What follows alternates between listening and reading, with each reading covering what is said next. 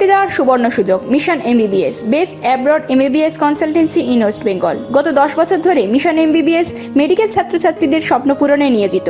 ভর্তির জন্য কল করুন 9732122744 নম্বরে। বেশ কয়েকটি বিষয় নিয়ে বিভিন্ন ধরনের আলোচনা চলছে, তাই আমার মনে হচ্ছে আমার এই ব্যাপারে কিছু বলার দরকার আছে। আমাদের মাননীয় মুখ্যমন্ত্রী আজকে প্রধানমন্ত্রীর ডাকা একটি মিটিং এ উপস্থিত ছিলেন এবং সেখানে তাকে কেন ভাষণ দিতে দেওয়া হয়নি এই জন্য খুবই ক্ষুব্ধ হয়েছে।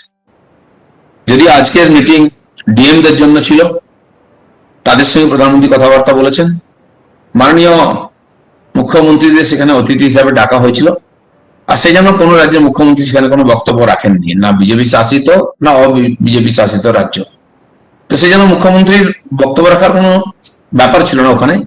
আর আমরা জানি তিনি একাধিকবার চিঠি লিখছেন, এখন কেন্দ্র সরকারকে আরেকটি চিঠি লিখে নিজের বক্তব্য জানাতে পারেন বা প্রধানমন্ত্রীর কাছ থেকে সময় চেয়ে নিয়ে আলাদা করে কথাও বলতে পারেন, কোনো আপত্তি নাই। আমরা দেখেছি এই ব্যাপারে তার কোনো খুব একটা আগ্রহ থাকে না। নির্বাচনের আগে একাধিকবার মিটিং হয়েছে মুখ্যমন্ত্রী প্রধানমন্ত্রী নিয়ে, তিনি কোনো মিটিংয়ে উপস্থিত থাকেননি বা বক্তব্য রাখার চেষ্টাও করেননি, তখন প্রয়োজনও মনে করেননি।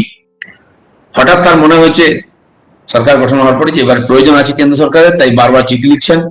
এমনকি যেখানে বক্তব্য রাখার কথা নয় সেখানে বক্তব্য রাখতে গিয়েছিলেন কাগজপত্র নিয়ে। আমার মনে হয় যে ধরনের মানসিক প্রেশারের মধ্যে উনি আছেন এখন, সেজন্য বক্তব্য রেখে হয়তো নিজেকে হালকা করতে চাইছিলেন, বা সব জায়গায় বক্তব্য রাখার একটা প্রবণতা থাকেও না, সেটা হয়নি বলে একটু কষ্ট পেয়েছেন। আমার মনে হয় এটা অযাচিত। আমরা যদি পিছনের দিকে তাকাই একটু, আর দেখতে পাবো যে মমতা ব্যানার্জি কখনোই করোনাকে সিরিয়াসলি নেননি। গত বছর যখন জানুয়ারি ফেব্রুয়ারিতে শুরু হলো, আমাদের পার্লামেন্ট চলছিল, মাননীয় প্রধানমন্ত্রী দেশকে সতর্ক করলেন ফেব্রুয়ারিতে যে এরকম একটি অজানা অসুখ এসেছে, ভাইরাস বাহিত, সে ব্যাপারে সাবধান থাকুন। মুখ্যমন্ত্রী তখন তাকে নিয়ে তাচ্ছিল্য করেছিলেন, বলেছিলেন দিল্লির দাঙ্গা থেকে মানুষের মনকে ঘুরিয়ে দেওয়ার জন্য প্রধানমন্ত্রী এইসব নাটক করছেন, এরকম কিছুই নয়। কিন্তু তার পরের সপ্তাহে তিনি এখানে অ্যাডমিনিস্ট্রেটিভ মিটিং ডাকেন এবং সেই ব্যাপারে তার করণীয় কর্তব্য কি হতে পারে সে ব্যাপারে আলোচনাও করেন। তো তারপরেও আমরা দেখেছি যে গতিতে বাড়ানোর দরকার ছিল সেটা হয়নি, এবং রীতিমতো পশ্চিমবঙ্গ রাজ্য সরকার করোনা নিয়ে লেগে গবরে হয়েছে। পরিযায়ী শ্রমিক থেকে আরম্ভ করে safe home, quarantine, bed, doctor, ওষুধ, এমনকি ডাক্তার আর স্বাস্থ্যকর্মীদের সুরক্ষা কবচও দিতে পারেননি, পিপি কিটস, তাতে অসুস্থ অনেকে মারাও গেছে। সুরক্ষা কর্মীদেরও সেই অবস্থা হয়েছে। তাই তার সেই পুরনো ইতিহাস আমরা ভুলিনি। এবং গত বছর ডিসেম্বর মাস অব্দি যেখানে 13,588টি করোনা বেড ছিল পশ্চিমবাংলায়, সেখানে এপ্রিলে কমিয়ে সেটা 7,776, প্রায় অর্ধেক করে দেওয়া হয়েছিল। মমতা ব্যানার্জি এত দূরদর্শী, এরকম সেকেন্ড ওয়েভ আসতে পারে জানতেন, তাহলে এরকম করলেন কেন? বেড কেন কমিয়ে দিলেন? আজকে স্বাস্থ্যকর্মী নেই, চিকিৎসক নাই, তাই স্বাস্থ্য বিভাগের অবস্থা খুবই টলমলো। সেটা চাপা দেওয়ার জন্য বারবার বিভিন্ন লোককে দোষ দিচ্ছেন, কেন্দ্র সরকারকে, প্রধানমন্ত্রীকে, এমনকি উত্তরপ্রদেশের দিকে দৃষ্টি ঘুরিয়ে দেওয়ার চেষ্টা করছেন। আর যখন অন্যান্য এই বছরে আবার লকডাউন শুরু হয়েছে, তখন অন্যান্য রাজ্য আগেই লকডাউন শুরু করে দিয়েছিল পরিস্থিতি বুঝে, হঠাৎ বাড়তে আরম্ভ করে। তিনি কিন্তু সেদিকে যাননি। সারা দেশ যখন এখানে নির্বাচনকে দোষ দিচ্ছে, কুম্ভ মেলাকে দোষ দিচ্ছে, তাহলে এখানে নির্বাচন ছিল, উনি নির্বাচনের পরে লকডাউন করা উচিত ছিল, যদি ভয়ঙ্কর পরিস্থিতি ছিল, কেন করেননি? আমার মনে হয় সেখানেও তিনি রাজনীতি দেখেছেন, সাম্প্রদায়িক রাজনীতি দেখেছেন। একটি সম্প্রদায়কে খুশি করার জন্য তার পরবের পরে উনি লকডাউন ঘোষণা করলেন, ততদিনে যা ক্ষতি হওয়ার হয়ে গেছে। কিন্তু সেই দায়টা উনি নিজে নিতে রাজি নন, তিনি প্রধানমন্ত্রী মোদীর ঘাড়ে চাপাতে চাইছেন, কেন্দ্র সরকারের উপরে চাপাতে চাইছেন। এই বিচিত্র মানসিকতার জন্য পশ্চিমবাংলার করোনার বিরুদ্ধে লড়াইটা সবসময় ফিকে হয়ে গেছে। গত 26 এপ্রিল একটি মিটিং ছিল রাজ্য সরকারের। এটি দি ইকোনমিক্স টাইমসে একটি খবর বেরোয়, সেই মিটিং এর পরে একজন সরকারি আধিকারিক মন্তব্য করেন যে পশ্চিমবাংলায় এখনো আর যে ভ্যাকসিন এবং ব্যবস্থা আছে তার যথেষ্ট অক্সিজেনের এখানে কোনো আর অভাব নাই, তাই এখানে কিছু হলে অক্সিজেনের সংকট দেখা দেবে না। কেমন হয়ে গেল হঠাৎ অক্সিজেন সংকট হয়ে গেল? উনি বলছেন অক্সিজেন কম পাঠিয়েছে। দিল্লি সরকারও এই ধরনের কমপ্লেন করেছিল, যখন অক্সিজেন অডিট করার কথা কেন্দ্র সরকার ঘোষণা করে সঙ্গে সঙ্গে সেখানে সরকারের সুর বদলে যায় এবং ওনারা বলেন আমাদের কাছে যদি বেশি থাকে আমরা অন্য রাজ্যকে দিতে পারি। সেই জন্য নিজের অপদার্থতা ঢাকার জন্য অন্যকে দোষ দেওয়াটা মমতা ব্যানার্জির অভ্যাসে পরিণত হয়েছে, কিন্তু তাতে সাধারণ মানুষের জীবন রিস্কের সামনে, ঝুঁকির সামনে চলে যাচ্ছে। এখানে অনেক ছোট ছোট কোম্পানি অক্সিজেন তৈরি করে, তাদের সঙ্গে কোনো যোগাযোগ করা হচ্ছে না। যেহেতু কেন্দ্র সরকার যেখানে বেশি অক্সিজেন সেটা নিয়ে অন্য রাজ্যে সাপ্লাই করছে, সেটাকেই টার্গেট করা হচ্ছে। কিন্তু ছোট ছোট কোম্পানির সঙ্গে কথা বলে তাদের অক্সিজেন কিনে নিয়ে তারা চালাতে পারতেন, সেটা কিন্তু করছেন না। এই যে বাজারে যে কালোবাজারি হচ্ছে, বেশি দামে অক্সিজেন পাওয়া যাচ্ছে, এরকম অনেক প্ল্যান্ট থেকে সেসব অক্সিজেন আসছে। রাজ্য সরকার সেগুলো হাতে নিয়ে ব্যবস্থিত ভাবে লোককে দিতে পারত, তারা সেদিকে যাচ্ছেনই না। তারা এখন দাগি নেতাদের বাঁচাতে ব্যস্ত, সাধারণ মানুষকে ভগবানের হাতে ছেড়ে দিয়েছে। এই পরিস্থিতির মধ্যে যখন বিভিন্ন রাজ্যের সরকার গ্লোবাল টেন্ডার করছে বিভিন্ন কোম্পানি থেকে ভ্যাকসিন কেনার জন্য, তার মধ্যে সমস্ত বড় বড় রাজ্য উত্তরপ্রদেশ, মধ্যপ্রদেশ, মহারাষ্ট্র, গোয়া, অন্ধ্রপ্রদেশ, তারা গ্লোবাল টেন্ডার করছেন। উত্তরপ্রদেশ অলরেডি 4 কোটি ডোজ কিনে ফেলেছে ভ্যাকসিন। তো আমাদের রাজ্য সরকার 1 লক্ষ নিয়ে পিঠ থাপড়াচ্ছেন। এই সময় তারা যদি চান বিদেশি কোম্পানির কাছ থেকে নিতে পারেন, টেন্ডার করতে পারেন। কেন্দ্র সরকার অলরেডি অনুমতি দিয়ে দিয়েছে, প্রয়োজন হলে আপনারা কিনে নিন। কারণ কি, পয়সা না খরচা করে নাম কেনার যে মানসিকতা, কেন্দ্র থেকে পাঠানো এখনো পর্যন্ত যে ভ্যাকসিন আমাদের রাজ্যে এসছে 1,34,83,640টি টিকার ডোজ এসেছে, সবই কেন্দ্র সরকারের পাঠানো বিনামূল্যের টিকা। তার থেকে 1,25,66,596টি ডোজ ব্যবহার করা হয়েছে। এখনো পশ্চিমবঙ্গ রাজ্যের হাতে 9,17,044টি টিকা পড়ে আছে, যেটা ব্যবহার হয়নি। রাজ্য সরকার মাত্র 1500 সেন্টার করেছে যেখানে টিকা দেওয়া হচ্ছে। অথচ 10 কোটি লোককে যদি টিকা দিতে হয়, 10 কোটি না হোক, যদি 6 কোটি লোককেও টিকা দিতে হয় 18 বছরের উপরে, তাহলে কিন্তু অনেক বেশি সেন্টার করার দরকার আছে, অনেক বেশি লোককে দিতে হচ্ছে, দরকার আছে। আমরা দেখেছি পরিবহন কর্মীদের ডাকা হচ্ছে, বলছে দেওয়া হবে না। টোটো ড্রাইভারদের ডেকে অর্ধেক দিয়ে তাড়িয়ে দেওয়া হচ্ছে, বয়স্করা সারাদিন দাঁড়িয়ে থেকে পাচ্ছেন না। এই যে অব্যবস্থা, এর জন্য কিন্তু নরেন্দ্র মোদী দায়ী নন। কোথায় গঙ্গায় লাশ ভেসে আসছে, কোথায় উত্তরপ্রদেশে সমস্যা হচ্ছে, সেটা উনি বলছেন। আর পশ্চিমবঙ্গের মানুষ বেড পাচ্ছে না, অক্সিজেন পাচ্ছে না, ওষুধ পাচ্ছে না, অথচ কালো বাজারে সব পাওয়া যাচ্ছে বেশি পয়সা দিয়ে। এই অব্যবস্থা, তার জন্য যে উনি দায়ী, ওনার অ্যাডমিনিস্ট্রেশন দায়ী, ওনার অপদার্থতা, এটা একবারও স্বীকার করছেন না। তাই দৃষ্টি ঘুরিয়ে দেওয়ার জন্য বারবার চেষ্টা করছে। এই ভয়ঙ্কর পরিস্থিতিতে আর পশ্চিমবাংলায় যারা 45 বছরের উপরে বয়স, এরকম জনসংখ্যা প্রায় 34 কোটি। 18 থেকে 44 বছরের বয়সের মধ্যে জনসংখ্যা 60 কোটি, প্রায় 94 কোটি মানুষ এখন যারা আমাদের টার্গেট, যাদেরকে ডোজ দেওয়া উচিত, তাদের জন্য 188 কোটি কমপক্ষে ডোজ লাগবে। কেন্দ্র সরকার এখনো পর্যন্ত 20,76,10,230টি টিকার ডোজ আর বিভিন্ন রাজ্যকে দিয়েছেন। তার মধ্যে 18,71,13,705টি টিকার ডোজ বিভিন্ন রাজ্য সরকার ব্যবহার করেছেন। এর পরেও বিভিন্ন রাজ্য কেন্দ্রশাসিত অঞ্চলের হাতে 2,04,96,525টি টিকার ডোজ পড়ে আছে। চলছে কাজ, কেউ দিচ্ছেন, কেউ এখনো পশ্চিমবাংলার মতো রাজ্য 9 লাখের বেশি ফেলে রেখেছে, ঠিক মতো তার প্রয়োগ করতে পারছে না। এবং 15 জানুয়ারির পরে মার্চ এপ্রিল পর্যন্ত টিকা এসছে, নেননি লোকেরা, কোনো লাইন ছিল না। এখনো বহু জেলায় বিশেষ বিশেষ এলাকায় লোকেরা নিচ্ছে না, লাইন নাই। তখন কিন্তু মমতা ব্যানার্জি কাউকে বলেননি যে আপনারা টিকা নিন, ভয়ঙ্কর পরিস্থিতি আসছে। তার দূরদৃষ্টি কাজে দেয়নি, তিনি তখন নির্বাচন নিয়ে ব্যস্ত ছিলেন, অন্যকে দোষারোপ করছিলেন। প্রধানমন্ত্রী যখন নিজে টিকা নিয়ে দেখিয়েছেন নেওয়ার দরকার এপ্রিল মাসে, তখন থেকে মানুষের লাইন লেগেছে, করোনা বেড়ে হচ্ছে, তখন ক্রাইসিসের কথা বলা হচ্ছে। অথচ সরকারের ভাঁড়ারে টিকা পড়ে আছে, তারা সেটা মানুষকে দিতে পারছেন না, কারণ কোনো ব্যবস্থা নেই। প্রাইভেট হসপিটালকে বন্ধ করে দিচ্ছেন, ডিসপেন্সারি গুলো বন্ধ করে দিচ্ছেন। এখন ইমার্জেন্সির হিসাবে সবাইকে টিকা দেওয়া উচিত, মানুষ চাইছিল, সেটা না করে অন্যকে দোষারোপ করতে উনি ব্যস্ত হয়ে পড়েছেন। এখানে সরকারের একটা টার্গেট আছে, কেন্দ্র সরকারের আগামী আগস্ট থেকে ডিসেম্বরের মধ্যে 216 কোটি ভ্যাকসিন তৈরি হবে এবং সকলের জন্য এই ভ্যাকসিন নিশ্চিত করা হবে। পাশাপাশি FDA ও হু অনুমোদিত যে কোনো টিকা প্রস্তুতকারক সংস্থা ভারতে টিকা প্রস্তুত করতে চাইলে দুটো লাইসেন্স দিচ্ছে কেন্দ্র।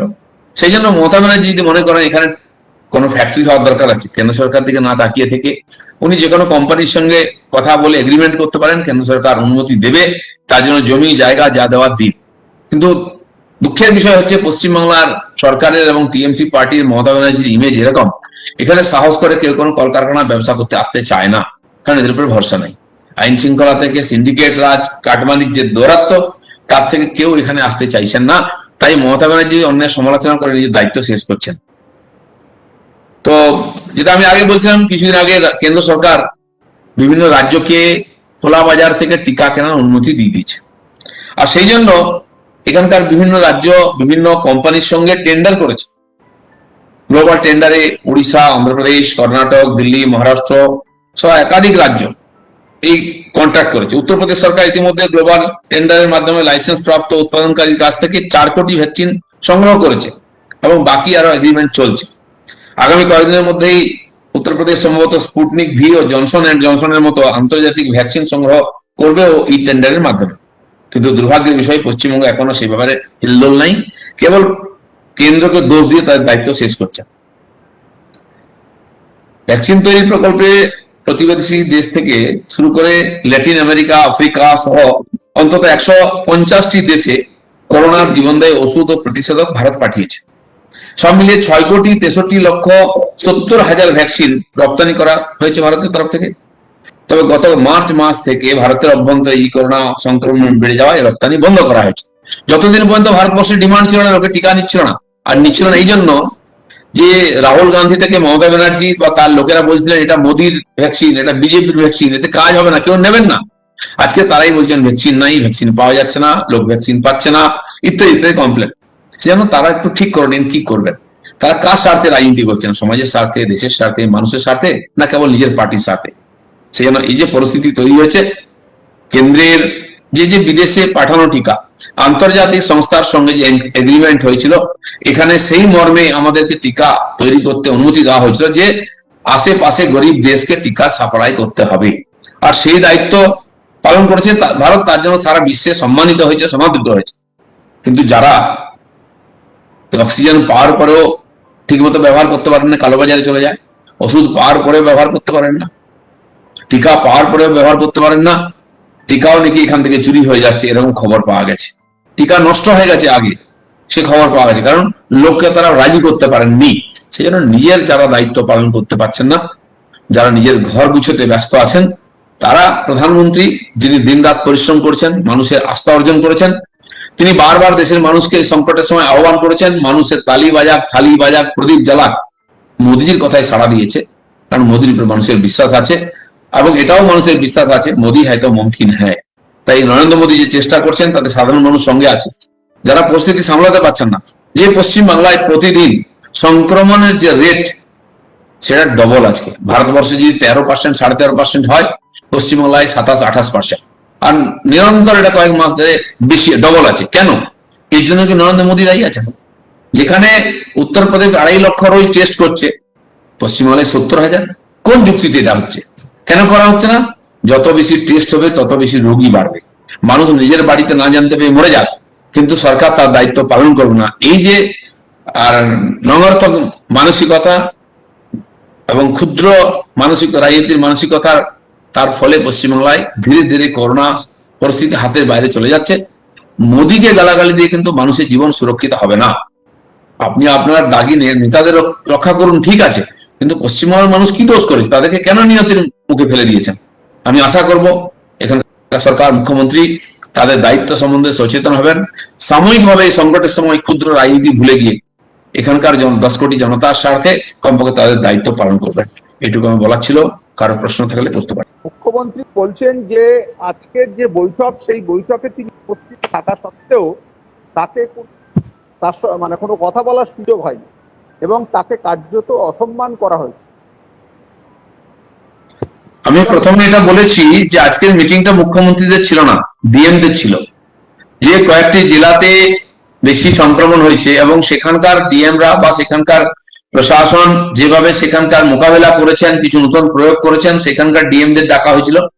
আর প্রধানমন্ত্রী তাদের সঙ্গে কথা বলার জন্য ডেকেছিলেন। সঙ্গে সঙ্গে সংশ্লিষ্ট রাজ্যের মুখ্যমন্ত্রীদেরও আমন্ত্রণ করা হয়েছিল।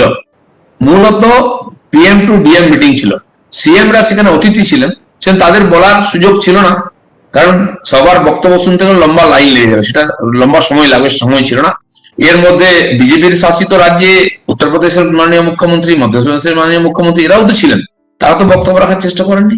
মুখ্যমন্ত্রী তার কিছু বলার থাকলে সে তো উনি পত্রের মাধ্যমে বলছেন, মাননীয় প্রধানমন্ত্রী সময় নিয়ে তার সঙ্গে ফোন করে তার বক্তব্য রাখতে পারেন, বৈঠকের সুযোগ ছিল না। আর সেই জন্য উনি যেটা বলতে চাইছেন, উল্টো এই সিস্টেমটাকে মানতে চাইছেন না, উনি প্রধানমন্ত্রীকে অপমান করছেন তার সম্বন্ধে উল্টো পাল্টা শব্দ প্রয়োগ করে, তার অপমানের কোনো प्रश्न नहीं है। 3-4 पॉइंट्स मुख्यमंत्री ने आज किया अपने प्रेस कॉन्फ्रेंस में। एक है कि प्राइम मिनिस्टर इतना इनसिक्योर है, क्यों है इतना इनसिक्योर और क्यों फेडरल स्ट्रक्चर पर वो आघात दे रहे हैं। ये जो चीफ मिनिस्टर को बुला के बात नहीं करने देना, this is an attack on the federal structure of the country. इस बीच ये भी उन्होंने कहा कि ये पैंडेमिक के बीच अभी भी वेंडेटा पॉलिटिक्स चल रहा है। देखिए, देश भी सुरक्षित है, देश की सरकार भी सुरक्षित है, या प्रधानमंत्री भी सुरक्षित है। मामला उल्टा है। आज यहाँ की ममता बनर्जी, उनकी पार्टी, उनके नेता कोई भी सुरक्षित नहीं है। इसीलिए ये जो हताशा है उससे प्रेरित होकर इस प्रकार बातें कर रहे हैं। उनकी आदत है हमेशा अपने समस्या को दूसरे ऊपर थोपना, अपने असफलता को दूसरे ऊपर थोपना और इसी प्रकार राजनीति करना। आज भी वही करने की उन्होंने प्रयास की है, जबकि उनकी वहां भाषण देने की कोई मौका ही नहीं था, ना कोई इस प्रकार योजना था। स्वाभाविक रूप से जो उनके डीएम लोगों को बताया गया उनको पूरा करें तो बंगाल के लोग सुरक्षित रह जाएंगे। इसमें मान सम्मान की, ईगो की कोई प्रश्न नहीं है। वेंडेटा पॉलिटिक्स पैंडेमिक के बीच वेंडेटा कहां हो गया, मुझे समझ नहीं आ रहा है।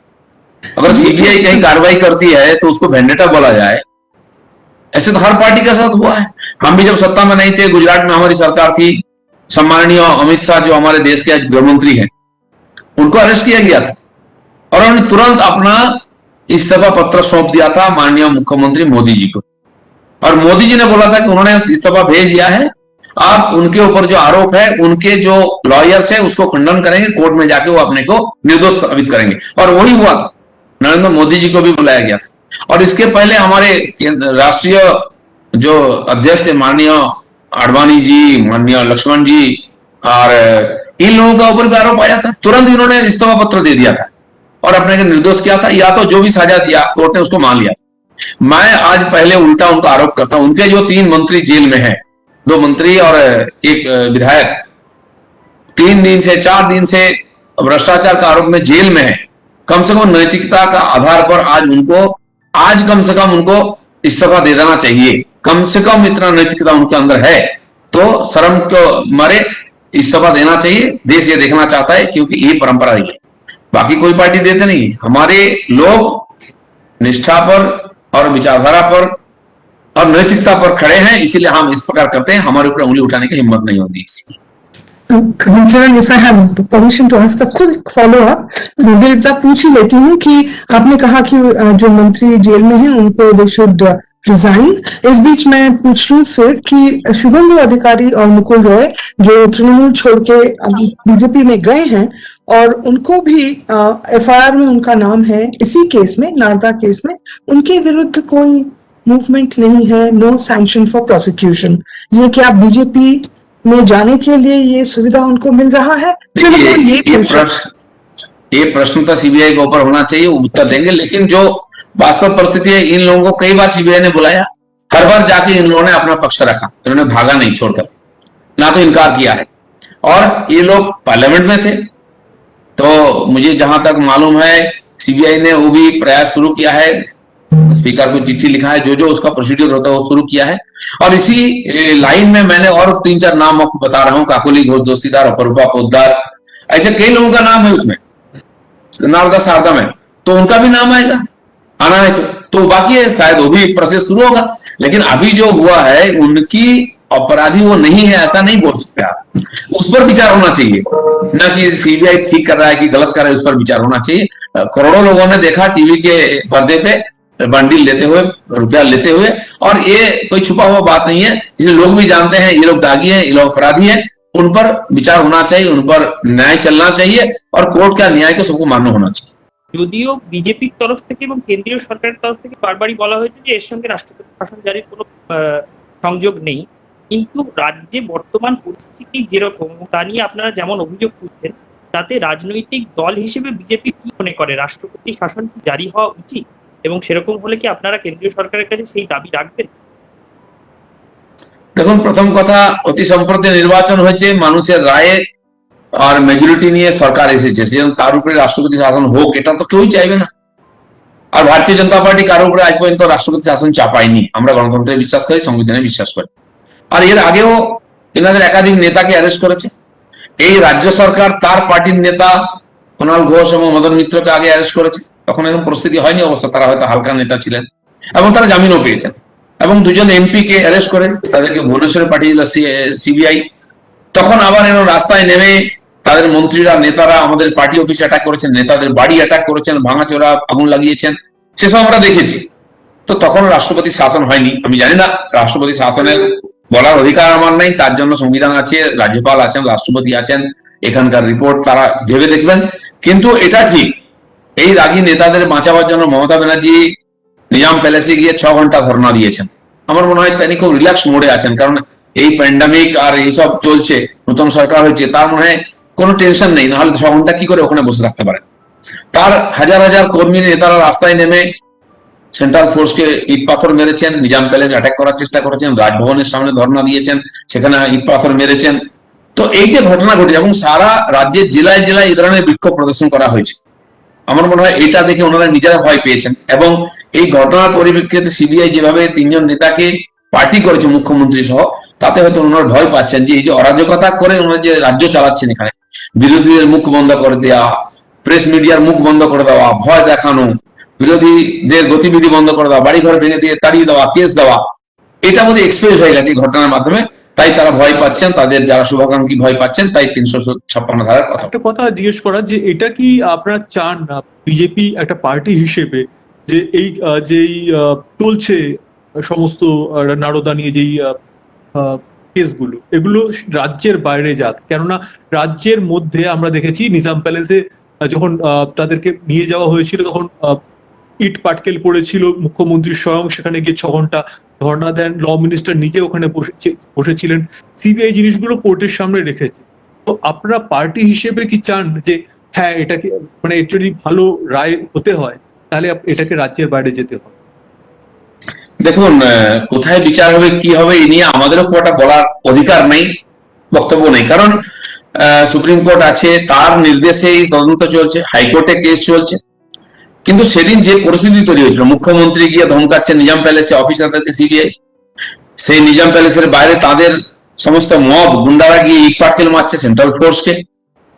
তার একজন মন্ত্রী, আইনমন্ত্রী চলে গেলেন কোর্টে, হাইকোর্টে গিয়ে 2 ঘন্টা ধরে জজদেরকে প্রভাবিত করার চেষ্টা করেছেন। এবং তার একজন এমপি, তিনি যা নয় তার মুখে বলে পুরো পরিবেশকে উত্তেজিত করে আর একটা পরিবেশকে অশান্ত করে এক প্রকার কোর্টকে প্রভাবিত করার চেষ্টা করেছেন। এই ধরনের ঘটনা একটা অভিনব, সেই জন্য সাধারণ মানুষের মনে হচ্ছে তাই বিচার হবে কি করে যদি কোর্টে না নিয়ে যাওয়া যায় অপরাধীকে, হিয়ারিং যদি না হতে পারে, মুখ্যমন্ত্রী নিজে গিয়ে যদি মবকে নেতৃত্ব দেন অন্যায় করার জন্য, তাহলে স্বাভাবিকভাবে পরিস্থিতি এরকম হতে পারে। আর এটা প্রথম কথা নয়, সিবিআই অনেক কেস এরকম আগে করেছে। যেমন এখানকার যাদেরকে অ্যারেস্ট করেছে তাদেরকে অন্য রাজ্যে নিয়ে গেছে, সেখানে পুছতাছ হয়েছে। রাজীব কুমারকে শিলংয়ে ডেকে নিয়ে পুছতাছ করা হয়েছে, কারণ এখানে পরিবেশ ছিল না। সেখানে মুখ্যমন্ত্রী গিয়ে বাধা দিয়েছেন, তার বাড়ি গেছেন, ধর্ণা দিয়েছেন। এই ভয়টা সবসময় আছে, কারণ এখানকার সরকারই অরাজকতা তৈরি করে। এবং আমি আগেই যে বলেছিলাম, মাননীয় অমিত শাহকেও এবং মাননীয় মোদীজিকেও বোম্বে হাইকোর্টে নিয়ে গিয়ে গুজরাট থেকে যে ওখানে প্রভাবিত করবেন, সেখানে তাদেরকে জিজ্ঞাসাবাদ করা হতো। তো ইতিহাস এরকম আছে ঘটনা, কিন্তু হবে কি হবে না সেটা কোর্ট আর সিবিআই ঠিক করবে, এর মধ্যে আমাদের কিছু বলার নেই। कि मंत्री भी कर रहे हैं और मुख्यमंत्री भी कह रही हैं कि कोरोना काल में विशेषकर जो मंत्री हैं फराद हकीम, उनको अरेस्ट किया गया, तो इससे मैंने काफी दिक्कत हो रही है। मतलब कोरोना संक्रमण को रोकने के लिए और सभी डेड बॉडी डिस्पोजल वगैरह इन सब कामों में काफी मैंने दिक्कत हो रही है। तो ये क्या मतलब कितना तक उचित है उनको गिरफ्तार करना? जब मंत्री जी दायित्व में थे, क्या खुद जाके डेड बॉडी उठाते थे क्या, ना कि उनके नेता लोग उठाते थे? एक प्रशासनिक प्रक्रिया है, वो चल रहा है, वो आदेश देने वाले हैं, प्लानिंग करने वाले हैं। और पिछले 1-1.5 साल से कोरोना परिस्थिति चल रही है, उस समय उनका परफॉर्मेंस हमने देखा है। वो खुद यहाँ मेयर थे, अब वो बोल रहे हैं कलकत्ता को बचा नहीं पाया, जब मेयर थे क्या बचाए थे उस समय? 7 दिन तक पानी बिजली सब बंद था, रोड बंद था, वो भी हमने देखा है। तो इसलिए इस प्रकार बहाना करना कि हम रहते तो बचा लेते, आज तो डूब जाएगा बंगाल, किसी नहीं डूबेगा। बंगाल के लोग भी बहुत सचेत हैं, उनको अपने ढंग से जीने दिया जाए। और यहाँ की जो प्रशासनिक अधिकारी हैं वो भी बहुत सक्षम हैं, उनको अपने ढंग से काम करने दिया जाए। आधे योग्य लोगों को तो और कंपलसरी वेटिंग गैरेज में डाल दिया गया है, और जितने हैं उनके जीवोजरी करने वाले उनको सामने रखा गया है। इसीलिए एडमिनिस्ट्रेशन यहाँ काम नहीं कर पाती है। कम से कम उनको खुला छूट दिया जाए। मुझे लगता है सारा देश के एडमिनिस्ट्रेशन जैसा संभाल रहा है, यहाँ के बंगाल के जो ऑफिसर है उसको संभालेंगे। 2রা মে ফল বেরিয়েছে নির্বাচনে, শুনতে পাচ্ছেন? হ্যাঁ বলুন। হ্যাঁ, 2রা মে নির্বাচনের ফল বেরিয়েছে, তারপরে সম্ভবত 10 তারিখে আপনারা পরিষদীয় দলনেতা নির্বাচনের এবং সভাপতি, তারপর থেকে দীর্ঘ সময় চলে গেছে। সেই সময়ের মধ্যে কেন্দ্র বা রাজ্য নেতৃত্ব ভাবে মাঠে ময়দানে বা কোন রকম দেখা যাচ্ছে। আপনার দলে একাধিক নেতা, সব্যসাচী দত্ত মানে উল্লেখযোগ্য যারা সামনের সারির নেতা হিসেবে নির্বাচনে গিয়ে তারা একেবারে অনুপস্থিত, একেবারে পর্দার আড়ালে। এটা কেন? দেখুন, আপনিও জানেন লকডাউন চলছে। লকডাউন চলার আগে পর্যন্ত আমরা ঘোরাঘুরি করেছি, গেছি। তারপরে আমি 4টে জেলায় গেছি, সেখানে জেলার নেতাদের মন্ডল স্তর পর্যন্ত বসে বৈঠক করেছি, এবং প্রত্যেক জেলায় কোনো না কোনো রাজ্যের নেতা গেছে। তো লকডাউন মেনে আমরা চলি, আমরা তো এরকম ভাবে জমায়েত করি না লকডাউন আইন ভেঙে। আমরা কিছু চেষ্টাও করেছিলাম, মহিলাদের অত্যাচার হচ্ছে বলে মহিলা মোর্চার সর্বভারতীয় নেত্রী এসেছিলেন, এখানকার নেত্রীরা 10-15 জন গিয়েছিলেন গান্ধী মূর্তির সামনে ধর্ণা দিতে, তাদেরকে গাড়ি থেকে নামার সঙ্গে সঙ্গে পুলিশ তুলে নিয়ে চলে যায়। তার 2-3 দিন পরে শিলিগুড়িতে ওখানে আমাদের বিধায়কদের সঙ্গে ঠিকমতো ব্যবহার করা হচ্ছে না বলে এবং সরকারের অন্যায় অত্যাচারের বিরুদ্ধে তারা 3 জন মাত্র বিধায়ক রাস্তায় এক জায়গায় বসে দূরে দূরে ধর্ণা দিচ্ছিলেন, তাদেরকে পুলিশ তুলে নিয়ে আসে। তারা নাকি ডিজাস্টার ম্যানেজমেন্ট অ্যাক্টকে ব্রেক করেছেন। অথচ আমরা চোখের সামনে হাজার হাজার লোককে দেখেছি। আর নিজাম প্যালেসে, গভর্নর হাউসের সামনে পাড়ায় পাড়ায় মিছিল করতে, বিজয় মিছিলও বেরিয়েছে। মিছিল করে গিয়ে দুষ্কৃতকারীদের বাড়িঘরে ভেঙেছে, সেখানে পুলিশ কারোর উপরে কেস দেয়নি, কাউকে অ্যারেস্টও করেনি। তো সেই জন্য আমরা জানি, আমরা নিয়ম মানি, আমরা নিয়ম ভাঙতে চাই না। আমরা ভার্চুয়ালি সমস্ত মিটিং করছি জেলা স্তরে, মন্ডল স্তর পর্যন্ত, এবং সবার সঙ্গে জীবন্ত যোগাযোগ আছে। গত বছরে আমার অভিজ্ঞতা আছে, এই লকডাউনের সময় আমফান হয়েছিল। আমি আমফানের ক্ষতি দেখার জন্য একবার কাকদ্বীপ যেতে চেয়েছিলাম, আমাকে কলকাতার পরে গড়িয়াতে পুলিশ আটকায়। আরেকবার আমার পশ্চিম মেদিনীপুর, আমার নিজের নির্বাচনী ক্ষেত্রে যেতে চেয়েছিলাম, সেখানে আমাকে মেদিনীপুরের বর্ডারে পুলিশ আটকায়, যেতে দেয়নি। পূর্ব মেদিনীপুরে একদিন গেছিলাম, সেখানেও আটকায়। তো এইভাবে আমাদেরকে বারবার আটকানো হয়। এমনকি ত্রাণ বিলিতে আমাদের এমপি এমএলএদের আটকানো হয়েছে, জন বার্লা, সুকান্ত মজুমদার, একাধিক লোককে। এবং সুকান্ত মজুমদার তার জন্য হাইকোর্টে গেছিলেন পিটিশন করে, সেখান থেকে কোর্টের জাজমেন্ট নিয়েছিলেন যে ত্রাণ বিলি করতে কেউ বাধা দিতে পারবে না। তিনি রাস্তার উপরে অবস্থান ধর্ণাও দিয়েছিলেন। এই পরিস্থিতি আমরা করেছি। সেজন্য আন্দোলন লড়াই না করে আইনের মাধ্যমে এবং এই আধুনিক ব্যবস্থার মাধ্যমে সাধারণ কর্মীদের সঙ্গে আমরা যোগাযোগ রেখেছি। যখন দরকার হবে তখন রাস্তায় নামবো, দরকার আন্দোলন করব এবং সাংগঠনিক গতিবিধিও শুরু করবো। আর রাজ্য জুড়ে যে পোস্টপোল ভায়োলেন্সের যে সন্ত্রাস হয়েছে, তাতে অধিকাংশ কেসে স্পেসিফিক অ্যাকিউজড পার্সনের নাম পাওয়া গেছে। তো এদেরকে, এটা কি কেস ধরে ধরে আপনারা কি কোনো এদের জন্য জাস্টিস চাইবেন? মোলেস্টেশন কেস, রেপ কেস এবং বাড়ি ভাঙচুর, আমি আপনাকে স্পেসিফিক নাম পাওয়া গেছে। পুরো বিষয়টা 1 মিনিটে বলে দিচ্ছি। এখনো পর্যন্ত 7,500 এরকম কেস যেটা আমরা লিপিবদ্ধ করতে পেরেছি, যেগুলো যেতে পেরেছি বা লোকেরা যোগাযোগ করতে পেরেছেন। কিন্তু বাসন্তী গোসাবা, ক্যানিং, সন্দেশখালী এরকম দূরবর্তী এলাকা বা সিতাই শীতলকুচির মতো একদম ইন্টেরিয়ার, যেখানে মানুষ বাড়ি ছেড়ে পালিয়েছে, এখন কোথায় আছে, আসামে, উড়িষ্যায় চলে গেছে, তাদের ঘটনা লিপিবদ্ধ হয়নি, কেসও হয়। আর এই 7,500 ঘটনা আমরা এফআইআর করতে চাই, শুরু হয়েছে, কিন্তু বহু জায়গায় থানাতে এফআইআর নেওয়া হচ্ছে না, বা লিখিতটা দিলে একটা স্ট্যাম্প মেরে দিয়ে দিচ্ছে, কোনো কমপ্লেন বা FIR number, case number, GD number দেওয়া হচ্ছে না। ফলে এগুলো রেকর্ডে আসছে না। সেই জন্য এসটি কমিশন, এসসি কমিশন, মহিলা কমিশনেও আমরা এই কমপ্লেন পাঠাচ্ছি। আমরা চাইবো ওই 7,500 বা আরো হয়তো 10-5,000 এরকম ঘটনা আসবে, সবকিছুর কমপ্লেন হওয়া উচিত।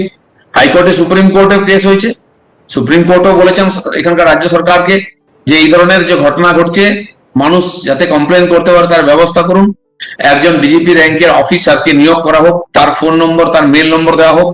সমস্ত ঘটনা যারা থানায় কমপ্লেন করতে পারছেন না, ওই নম্বরে তারা মেল করুন, সেটাকে কমপ্লেন হিসাবে ধরবে কোর্ট। সে প্রক্রিয়া হয়েছে, কিন্তু রাজ্য সরকারকে সময় দেওয়া হয়েছে, রাজ্য সরকার এখনো পর্যন্ত সেরকম কোনো অফিসারকে নিয়োগ করেনি, তার নম্বরও দেয়নি। সেই জন্য এই প্রক্রিয়াটা অসম্পূর্ণ আছে। আমরা আশা করব রাজ্য সরকার তাড়াতাড়ি সেই মেল নম্বর, সেই অফিসারকে নিয়োগ করবেন, যার মাধ্যমে আমরা আমাদের কমপ্লেন করতে পারবো। আমি আরেকটা আপনাদের জানাই, অতি সম্প্রতি আমাদের বাংলার কৃষকরা কিষাণ সম্মান নিধি পেতে আরম্ভ করেছেন, কিন্তু প্রায় 70-72 লক্ষ যারা বেনিফিশিয়ারি হবেন, তার থেকে 7 লক্ষ লোক, মানে 1/10 কেবল নাম পৌঁছেছে, এবং সেই নামটা ভেরিফিকেশন হয়েছে কিনা, সত্যি সত্যি তারা কৃষক কিনা, হকদার কিনা, সেটাও জানা নেই। তাই মাননীয় প্রধানমন্ত্রীকে আমি একটা চিঠি লিখেছি, সেটা আপনাদের কাছে দিয়ে দেওয়া হবে আজকে। তার মুখ্য বক্তব্য এরকম হচ্ছে যে বাংলার সমস্ত যারা কৃষক আছেন তারা যেন এই কিষাণ সম্মান নিধি পান, সেন রাজ্য সরকার তাড়াতাড়ি তাদের লিস্ট ভেরিফিকেশন করে পাঠাক, এবং সেই লিস্ট কেন্দ্র সরকার যেন সিরিয়াসলি দেখে। তাতে হয়তো টিএমসির ক্যাডারদেরই নাম ঢুকিয়ে দেওয়া হবে, তাদের জমি নেই। যেমন আমরা এই যে এমএসপি দেওয়ার ব্যাপারে, ধান কেনার ব্যাপারে দেখেছি, 2 বছর আগে মালদা দিনাজপুরে যে ক্ষতি হয়েছিল বন্যায়, তাতে যার জমি নেই সেও বিডিও অফিস চাকরি করে, সেও ক্ষতিপূরণ তার ব্যাংকে পেয়ে গেছিল। এই ধরনের পুনরাবৃত্তি যাতে না হয়, কারণ এই সরকার বারবার সেটা করে, সেটা চিঠি লিখেছি। এবং যে ধান কেনা হচ্ছে, এখানে কেন্দ্র সরকার ডাইরেক্ট ধান কিনতে চাইছে, কারণ পশ্চিমবঙ্গে প্রচুর ধান হয়। যেহেতু এখানকার এফসিআই কেবল গম সাপ্লাই করে রাজ্য সরকারকে, রাজ্য সরকার নিজে ধান কেনে, মিলগুলোকে দিয়ে সেটা চাল তৈরি করে বিক্রি করে। সেই জন্য সাধারণ মানুষ, বহু লোক এমএসপি পায় না, ধান কিনতে পারে না, বিক্রি করতে পারে না, সহায়ক মূল্য পায় না।